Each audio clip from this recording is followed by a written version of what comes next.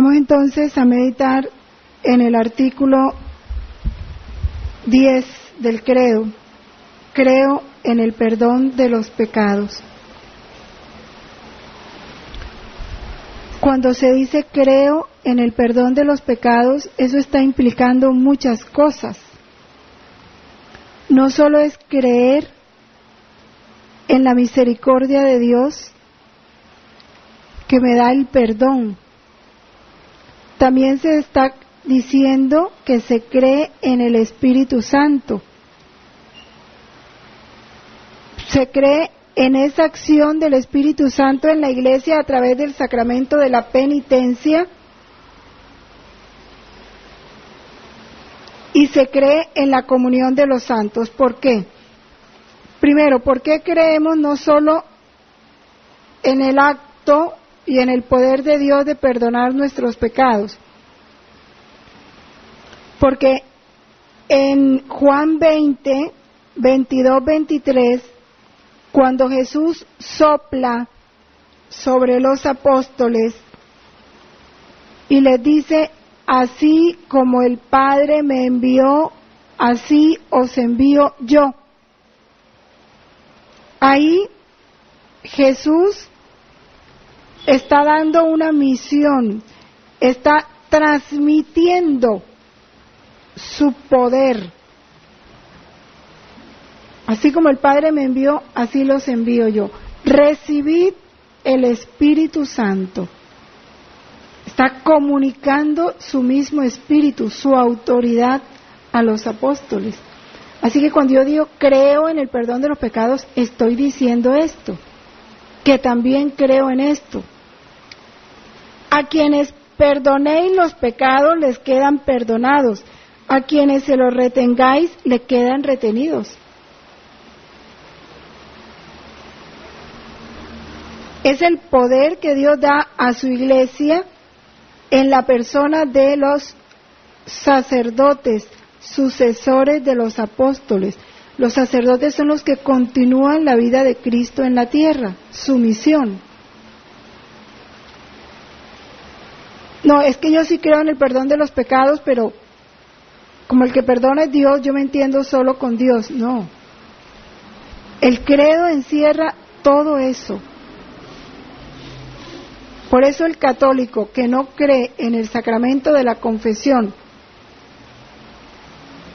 en la práctica, porque muchos lo recitan el credo, pero en la práctica no, que me voy a confesar yo con un hombre igual pecador que yo. Están negando todo este contenido de la cita de San Juan. Entender, cuando yo digo creo, es creo en la iglesia, creo en eso que Dios le comunicó a los apóstoles. Por eso con los hermanos separados, bueno, que si crees en la Escritura, ¿por qué no crees en esta parte del Evangelio, verdad? Porque no crees, es abrazar toda la verdad completa.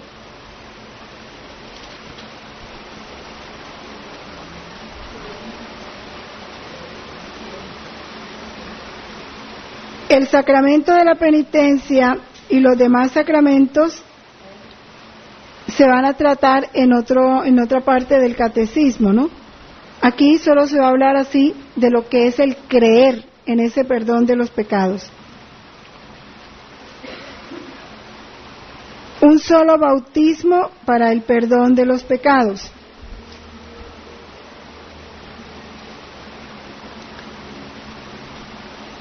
Nuestro Señor vinculó el perdón de los pecados a la fe y al bautismo.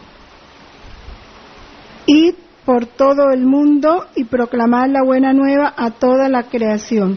El que crea y sea bautizado se salvará. Está en Marcos 16, 15, 16. El bautismo es el primer sacramento a través del cual se nos perdonan los pecados, porque nos une a Cristo, muerto por nuestros pecados y resucitado para nuestra justificación. Pero ¿para qué se nos perdonan los pecados en el bautismo? Para vivir una vida nueva. Qué importante es eso.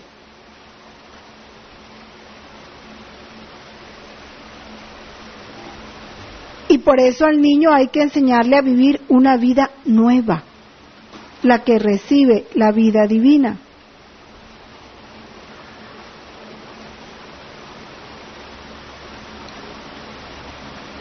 Dice el numeral 978 que en el momento en que hacemos nuestra primera profesión de fe,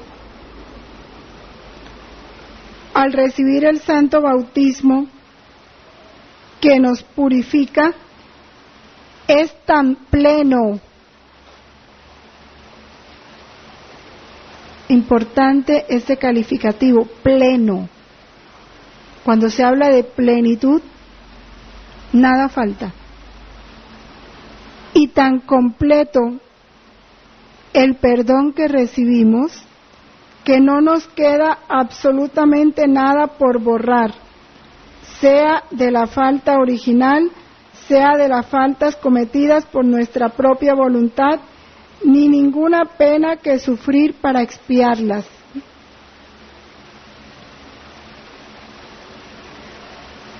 Por eso, en el bautismo de adultos, no hay que confesarse antes del bautismo. Que muchas personas tienen esa duda. No. El bautismo lo perdona todo, incluyendo, ¿sí?, las penas por sufrir. O sea, que ese día, en ese instante, va directo al cielo. ¿Sí? No hay ninguna pena por sufrir. Igual los niños. El dolor es que no se les conserva, ¿no?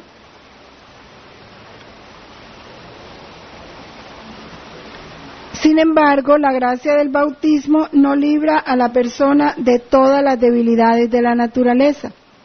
Esto también es importante tenerlo en cuenta porque hoy está muy olvidado, ¿sí? A los padres de familia se les ha olvidado completamente que su hijo tiene el germen de la concupiscencia. Y ten presente que así tú le enseñes, tenga pleno conocimiento de las cosas, lo hayas instruido debidamente, ¿sí?, si se pone en la ocasión, cae en el pecado. No es que ya yo le he enseñado qué es bueno y qué es malo, no. Así tú le hayas enseñado qué es bueno o qué es malo, las imágenes pueden dañar, muchas imágenes pueden dañar su alma, suscitar en él malos deseos, malos pensamientos. ¿Quién está libre de eso? Hay que evitarle la ocasión, por lo menos enseñarles a evitar la ocasión. Este es uno de los grandes problemas, y dicho sea de paso, están invitados para el martes 7 a las 7:30 de la noche a un foro sobre este terrible problema de la educación sexual en los colegios, allá en la casa del Padre Pío. Precisamente porque casi toda la educación, toda la educación desde el preescolar tiene que ver con los medios de comunicación social. No, el Padre quiere ya personas adultas, siempre hay cosas muy fuertes para ellos. Entonces, el poner a los niños en comunicación, en contacto con los medios, ¿qué dicen los medios de comunicación? A ver, preséntame un medio de comunicación en el que podamos confiar en este momento.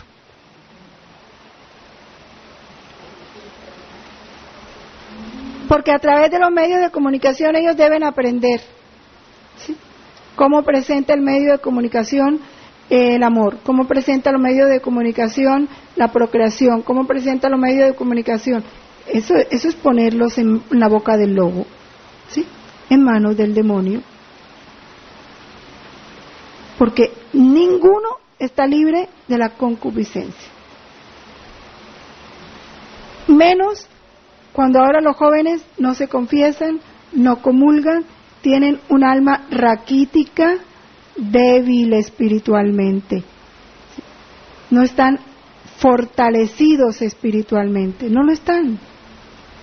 Entonces cualquier medio vientecito del mal los puede tumbar, los puede arrastrar.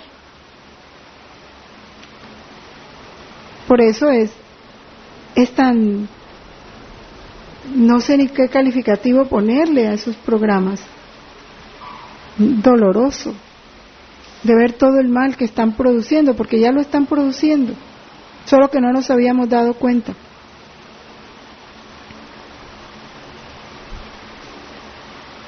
Al contrario, todavía nosotros tenemos que combatir los movimientos de la concupiscencia que no cesan de llevarnos al mal.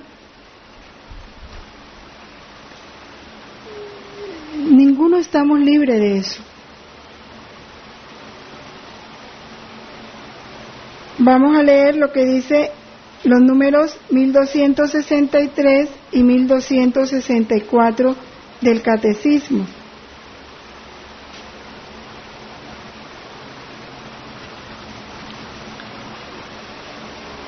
Amplía esto: por el bautismo todos los pecados son perdonados, el pecado original y todos los pecados personales, así como todas las penas del pecado. Los que han sido regenerados en los que ha sido regenerado no permanece nada que les impida entrar en el reino de Dios, ni el pecado de Adán, ni el pecado personal, ni las consecuencias del pecado, la más grave de las cuales es la separación de Dios. Por eso se hace tanta fiesta, ¿sí? Pero tiene que ser una fiesta con un sabor a divino.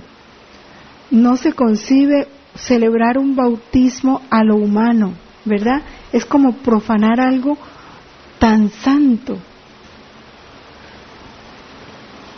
No obstante, en el bautizado permanecen ciertas consecuencias temporales del pecado, como los sufrimientos, la enfermedad, la muerte o las fragilidades inherentes a la vida, como las debilidades de carácter, etc., así como una inclinación al pecado que la tradición llama concupiscencia o fomes peccati. Es inclinación al pecado. Nuestra voluntad está inclinada al pecado, eso tenemos que saberlo. Por eso en la confesión, el propósito de enmienda va más allá de no querer volver a cometer ese pecado, no es suficiente, es no ponerte en la ocasión. Tienen que ser las dos cosas. Porque nunca nos debemos considerar fuertes, jamás, porque no estamos libres de la concupiscencia.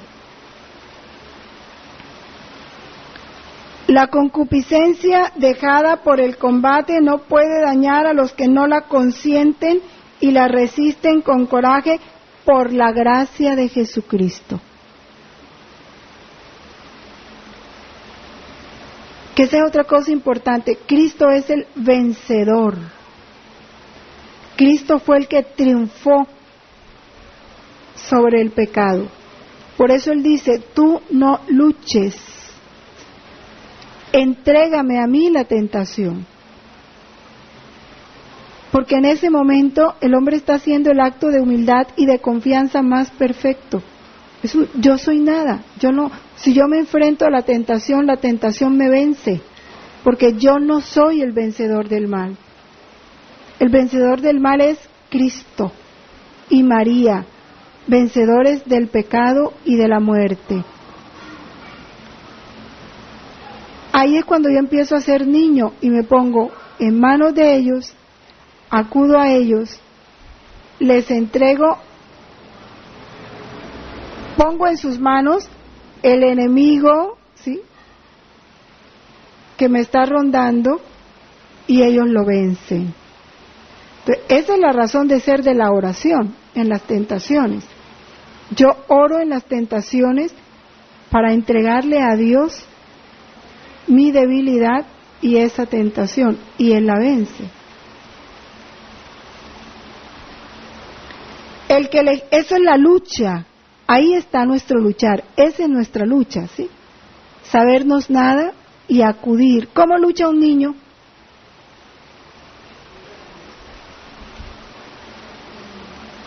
¿Cómo se protege un niño? ¿Cuál es la victoria de un niño? ¿Su mamá? ¿Su papá o no? Claro. Ellos son los que lo defienden, ellos son los que pelean por él, ellos son los que... Eso es lo que se llama legítimamente luchar. Ese será coronado.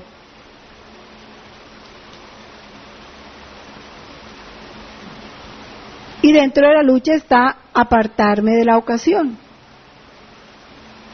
Porque cuando yo me aparto de la ocasión, me sé débil, me reconozco débil, incapaz, impotente. Conozco mi nada. Lo otro es soberbia, ¿sí? Querer yo solo vencer, es que yo puedo, y ahí es donde más hondo se cae, cuando la persona se cree capaz ella sola.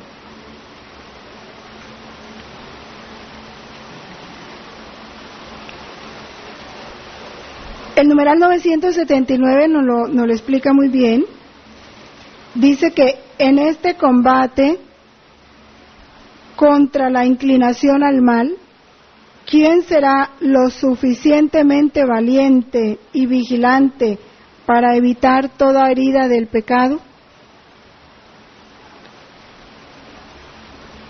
Si pues era necesario que la Iglesia tuviera el poder, era necesario que la Iglesia tuviese el poder de perdonar los pecados, también hacía falta que el bautismo no fuese para ella el único medio para servirse de las llaves del reino de los cielos que había recibido de Jesucristo. Era necesario que fuese capaz de perdonar los pecados a todos los penitentes, incluso si hubieran pecado hasta en el último momento de su vida. Infinita la misericordia de Dios.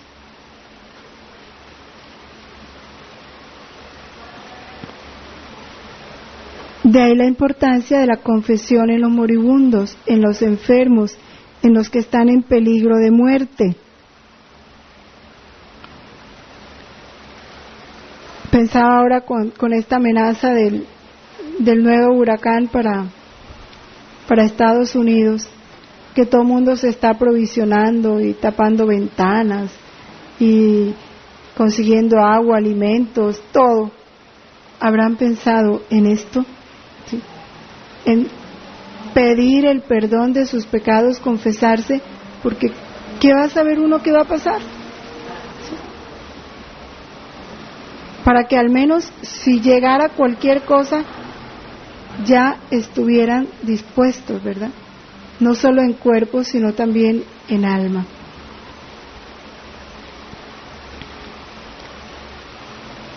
Pero confiamos que si nosotros lo estamos pensando, ya Dios se los ha hecho sentir. Vamos al numeral 1446.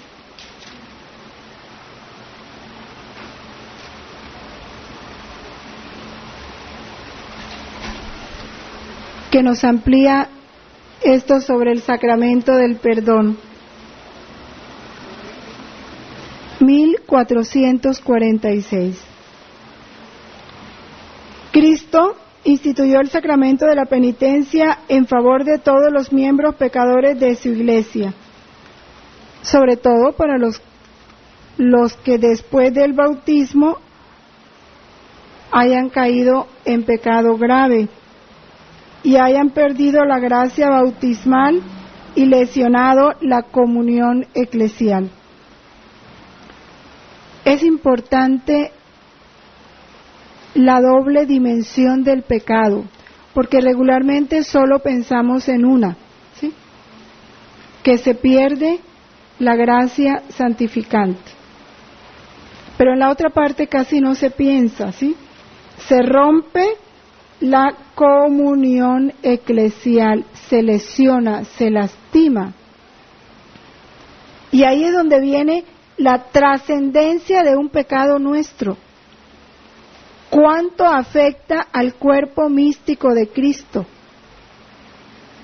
Porque como es un miembro que queda separado, ¿sí? Queda interrumpida la corriente de vida divina, queda interrumpida en ese miembro, todos los que están a su alrededor van a sufrir las consecuencias. Y no nos damos cuenta.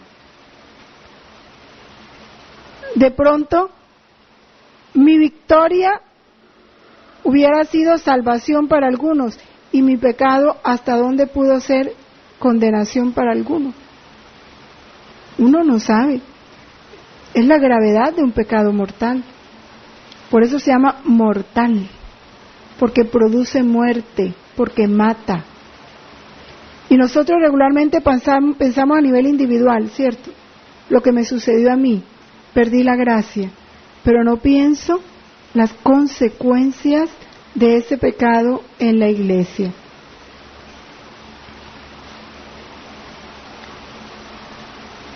El sacramento de la penitencia ofrece a estos una nueva posibilidad de convertirse y de recuperar la gracia de la justificación. Los padres de la iglesia presentan este sacramento como la segunda tabla de salvación después del naufragio, que es la pérdida de la gracia.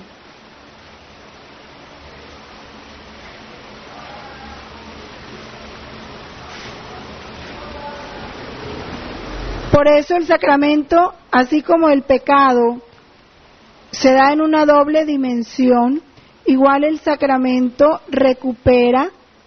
nos restablece esa doble comunión con Dios y con la iglesia.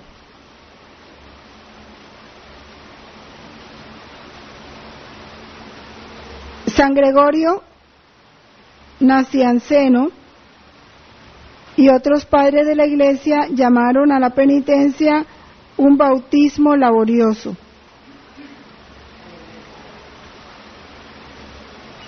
Para los que han caído después del bautismo, es necesario para la salvación este sacramento de la penitencia.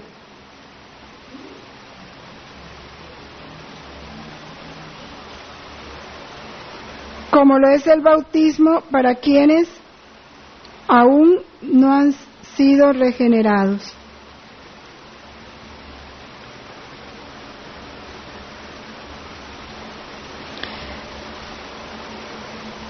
Numerales de 1422 a 1484, vamos a leer solo unos pocos.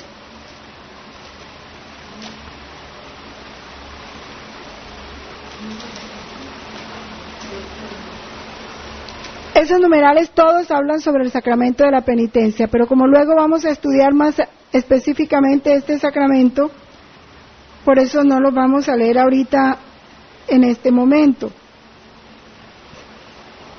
Después tendremos oportunidad de meditarlos más adelante. Sin embargo, si ustedes al estudiar lo quieren hacer, sería muy interesante, ahora por el tiempo, ¿no?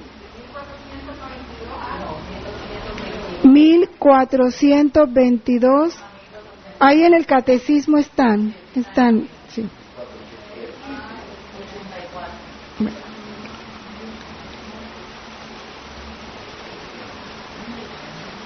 El poder de las llaves. Después de la resurrección, Cristo envió a sus apóstoles a predicar y a perdonar los pecados, ¿no? Este ministerio de la reconciliación, como también se le llama el sacramento de la penitencia, ya San Pablo en 2 Corintios 5:47 empieza a llamarle así, ministerio de reconciliación. No lo cumplieron los apóstoles solamente anunciando a los hombres el perdón, y llamándolos a la conversión, sino que también le comunicaron esa remisión de los pecados por el bautismo. Recordemos lo que estudiábamos, que antes se bautizaban adultos y solo se confesaban una vez. No podían confesarse más de una vez en la vida, en los comienzos del cristianismo, ¿no?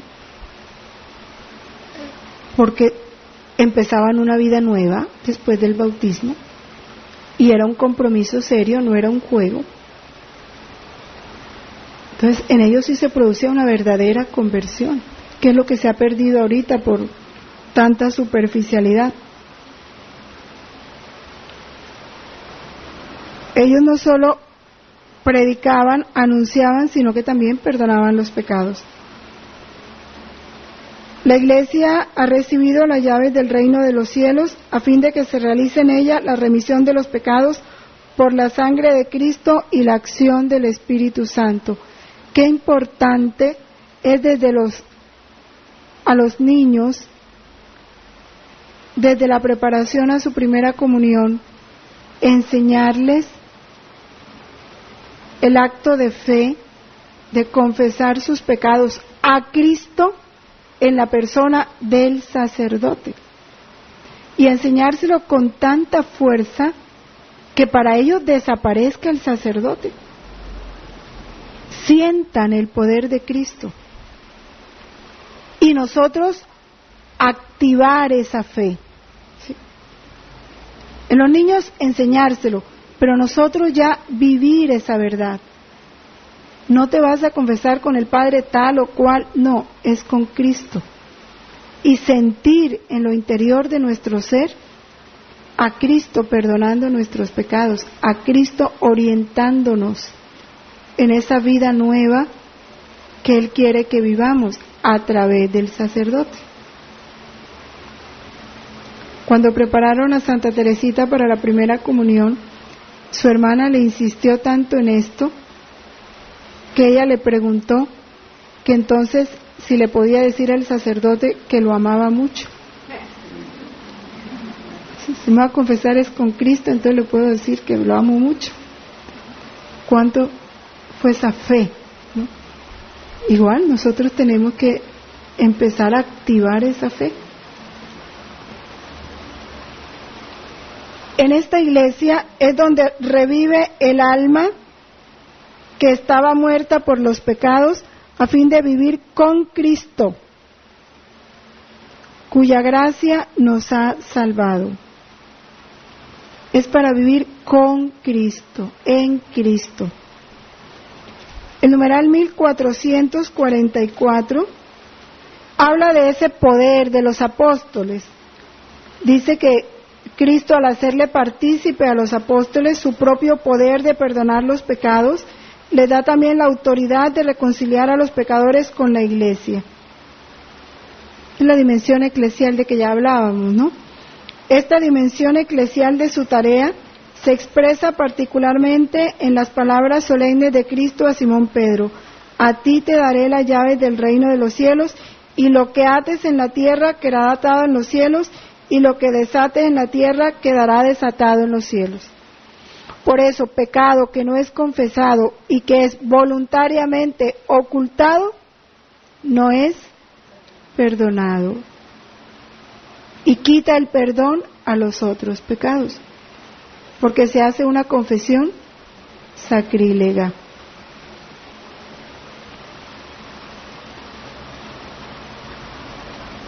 Y al darle este poder a San Pedro, todo el colegio de los apóstoles, unido a su cabeza, recibió la función de atar y desatar. Por eso, y eso hay que creerlo.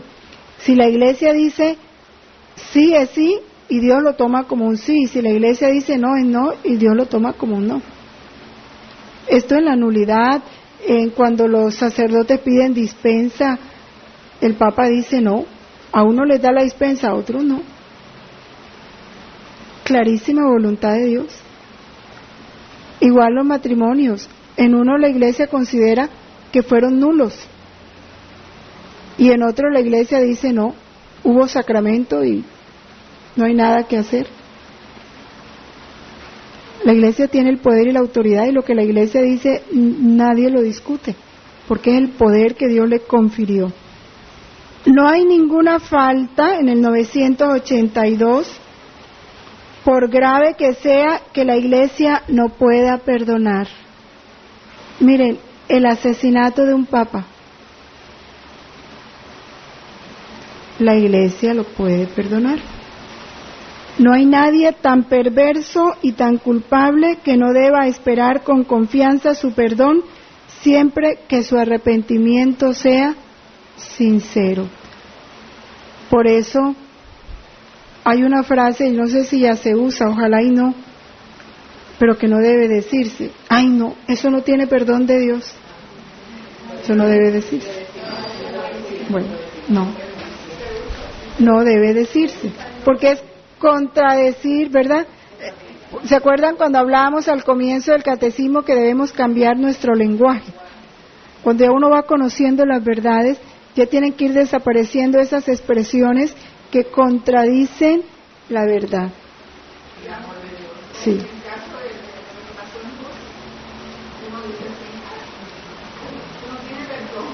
No hay pecado, por grave que sea, que no tenga perdón de Dios. Cristo, que ha muerto por todos los hombres, quiere que en su iglesia estén siempre abiertas las puertas del perdón a cualquiera que vuelva del pecado. Y también uno tiene que tener ese cuidado, porque a veces nos volvemos un poquito implacables, ¿sí? Y podemos hacerle sentir a una persona que es tan pecadora, tan mala, que Dios no va a ser capaz de perdonarla. Entonces empieza a desconfiar de la misericordia de Dios. Por eso nuestro mayor trabajo con las almas es llevarlas a confiar en la misericordia de Dios y a acercarse a Él con confianza. Es una función de la catequesis. Por eso la catequesis se esforzará por avivar y nutrir en los fieles la fe en la grandeza incomparable del don que Cristo resucitado ha hecho a su iglesia, la misión y el poder de perdonar los pecados por medio del ministerio de los apóstoles y de sus sucesores.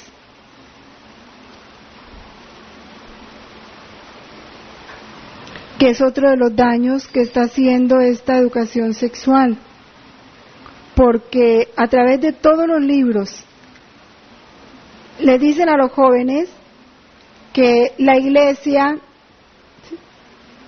con sus tabúes y su pensamiento cerrado, ¿sí?, no va a comprender la naturaleza, ¿sí?, lo que es propio de la naturaleza. Entonces llevan al joven a que considere normal que un sacerdote le diga que la masturbación es mala, que es pecado. Entonces ellos te van a decir eso, ese es su lenguaje, ¿sí?, esa es su forma de pensar, la tuya tiene que ser otra. Entonces que el joven no le impacte que encuentre en una persona adulta o en una persona de la iglesia que le diga que las relaciones prematrimoniales son pecado. Esa es la mentalidad de ellos, la tuya es otra. Que los anticonceptivos son pecados, entonces nos van apartando de la confesión, ¿sí?, porque ya van quitando la conciencia de pecado en el alma de los niños y de los jóvenes, porque todo lo que es pecado se lo están presentando como normal. Y si ya el papá o la mamá le dicen que eso es malo, ya le advirtieron que el papá y la mamá pensaban diferente. Que no se extrañen, que piensen diferente. Déjalos que sigan pensando así, porque esa es su época, ¿sí? Esa es su generación, la tuya es otra. Ve qué daño, ¿no?, hacen a los jóvenes. Por eso lo importante de la catequesis, porque a través de la catequesis se va a despertar esa conciencia de la verdad y la conciencia de pecado y la conciencia de la voluntad de Dios, qué está bien y qué está mal.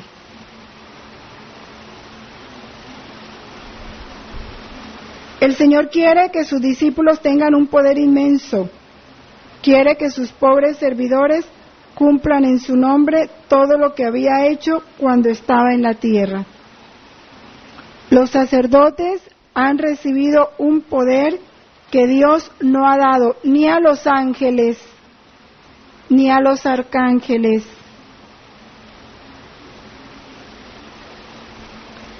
Dios sanciona allá arriba todo lo que los sacerdotes hagan aquí abajo. Lo dice San Juan Crisóstomo. Es que el poder es grande.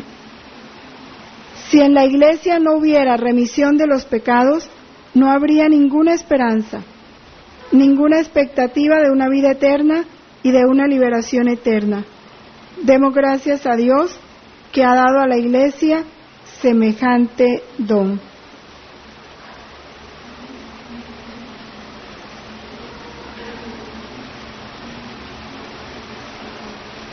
Entonces terminamos aquí en la voluntad de Dios.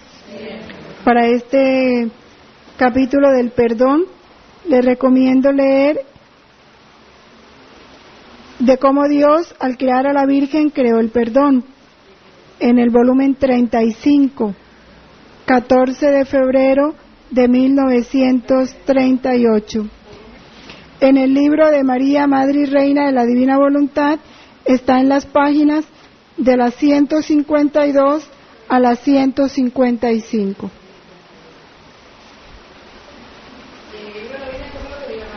Páginas de las 152 a 155. En la voluntad de Dios.